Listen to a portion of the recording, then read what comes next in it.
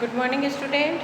In third class, we read chapter 4, birds, feathers, beaks, feet, claws and fly. feathers और beaks हमने read कर लिया था. आज feet और claws और flight read करेंगे. तो feet and claws, CLAWS claws यानी पंजे.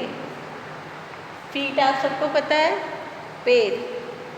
Birds use their feet and claws for many important activities such as swimming, catching prey, walking, perching, wading, climbing, scratching and digging.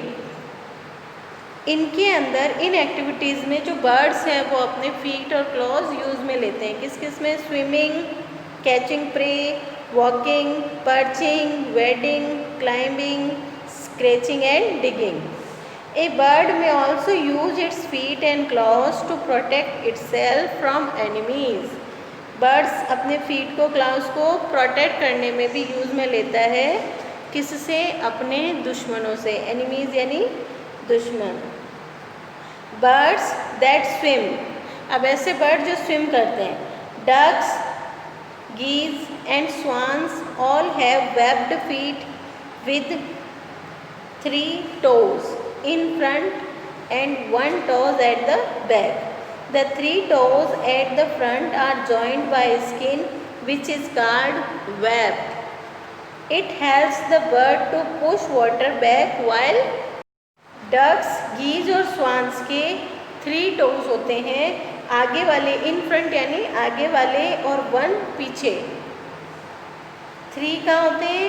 आगे और 1 पीछे. 3 toes at the front, जो आगे की तरफ 3 toes होते हैं वो जॉइन होते हैं स्किन से लाइक ए वेब. वेब यानी जाल. It helps the bird to push water back while swimming. ये किस में हेल्प करते हैं? जब ये बर्ड स्विमिंग करते हैं तो ये पुश करते हैं यानी धकेलते हैं वाटर को पीछे की तरफ. नेक्स्ट है birds of prey. Raptors or birds of prey like eagles, hawks and falcons have sharp and powerful claws called talons, and they use them for catching food such as rats and small birds. Birds that perch.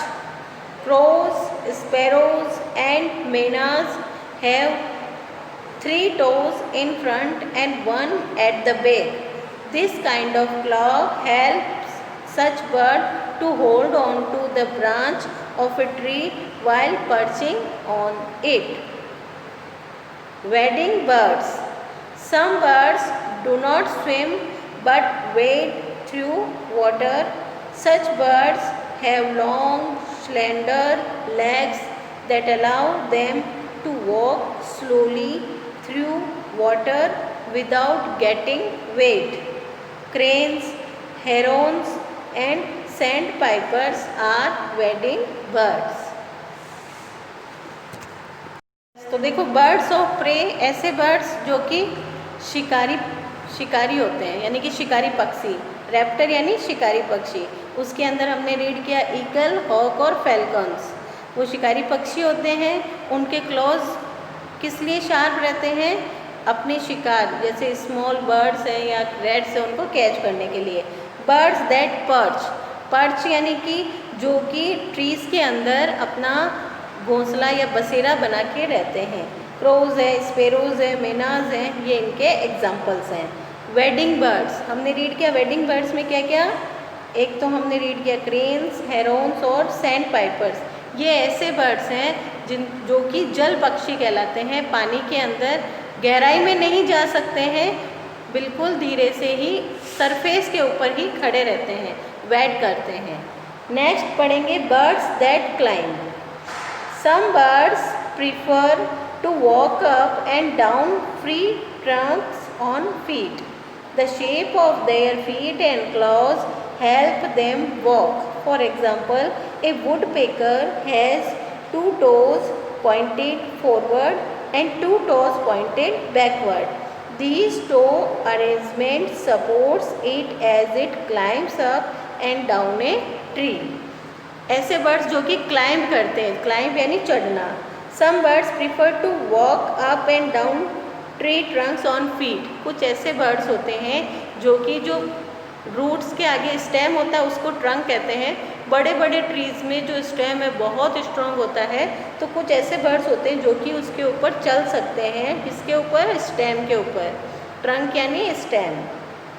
The shape of their feet, उनके feet का और class का shape कैसा होता है कि जो उनको हेल्प करता है, सहायता करता है वॉकिंग में। वुड पेकर एक ऐसा एग्जाम्पल है। वुड पेकर के आगे के दोनों यानी फॉरवर्ड यानी आगे के 2 टोज हैं वो पॉइंटेड होते हैं, पीछे के 2 टोज भी पॉइंटेड होते हैं। दीज टोज, ये जो टोज है ना, अरेंजमेंट, ऐसा जो अरेंजमेंट है वो सपोर्ट करता है it as it climb up and down a tree. कि वुड पेकर के ये जो आगे के पॉइंटेड 2 टोज हैं, पीछे के पॉइंटेड 2 टोज हैं, ये क्या करेंगे? सपोर्ट करेंगे उसको चढ़ने में और उतरने में ट्रीज़ के ऊपर।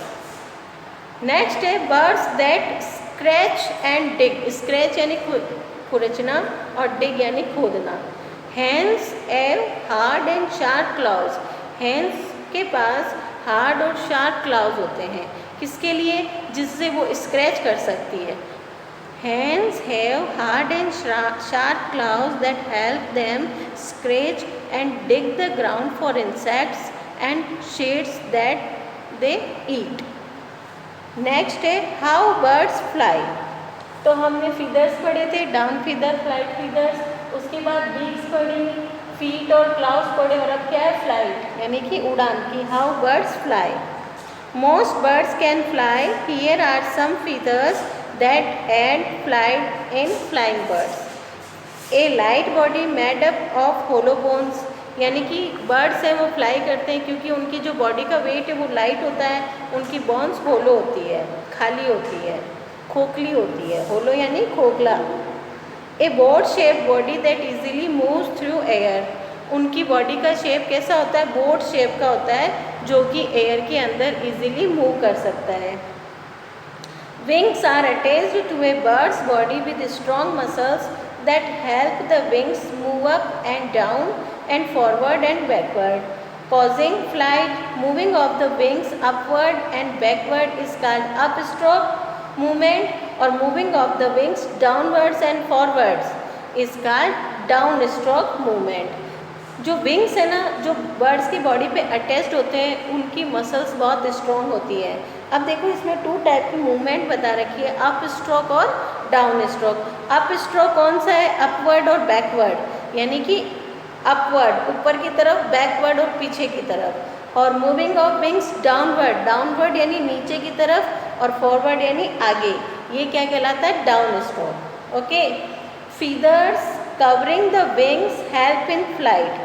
जो फीदर्स है जो विंग्स को कवर करके रखते हैं वो उड़ान में सहायता देते हैं। While the tail helps to change direction while flying. और टेल, पूंछ जो है वो क्या यूज में आती है?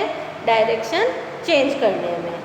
तो फ्लाइटलेस बर्ड्स ये हम नेक्स्ट वीडियो में रीड करेंगे। Okay, read the chapter again.